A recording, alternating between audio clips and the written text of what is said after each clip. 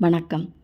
தைப்பூசம் தமிழ் மாதமான தை மாதம் வரும் பௌர்ணமியில் பூச நட்சத்திரத்தன்று முருகப்பெருமான் பார்வதி தேவியிடமிருந்து சக்திவேல் பெற்று சூரபத்மனை வதம் செய்த வெற்றியை நினைவு கூறும் நாள்.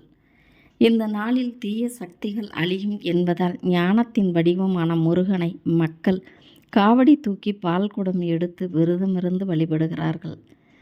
தைப்பூச நாளில் முருகனை வழிபடக்கூடிய நாளாக கருத சக்திவேல் வாங்கிய நாள், சூரசம்ஹாரம் செய்து நன்மையை நிலைநாட்டிய நாள், சிவபெருமானிடமிருந்து ஞானம் பெற்று ஞான பலமாக விளங்கிய நாள்.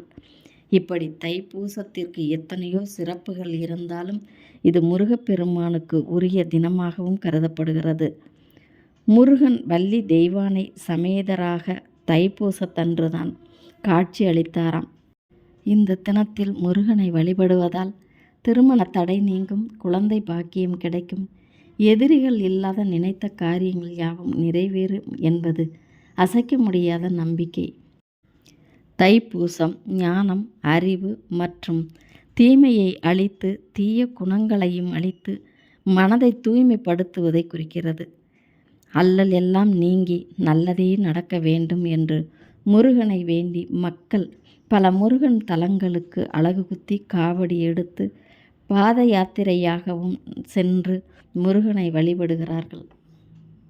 தைப்பூச விரதத்தில் முருகனிடம் நாம் வேண்டி எந்த ஒரு விஷயமும் நடைபெறாமல் போனதாக சரித்திரம் கிடையாது.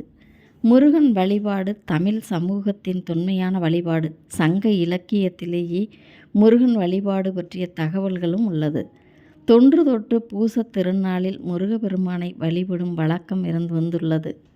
சிவபெருமானின் நெற்றிக்கண்ணில் வெளிப்பட்ட 6 தீப்பொறிகளையும் சரவண பொய்களில் விழுமாறு செய்து 6 தீப்பொறிகளும் அழகிய 6 குழந்தைகளாக உருமாறி அந்த 6 குழந்தைகளையும் 6 கார்த்திகை பெண்கள் வளர்த்ததால் கந்தன், கார்த்திகேயன் என்று அழைக்கப்பட்டனர்.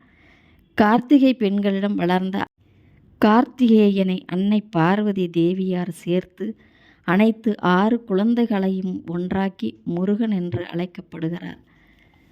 முருகன் தமிழ் கடவுள். முருகன் என்றால் அழகு என்று பொருள்.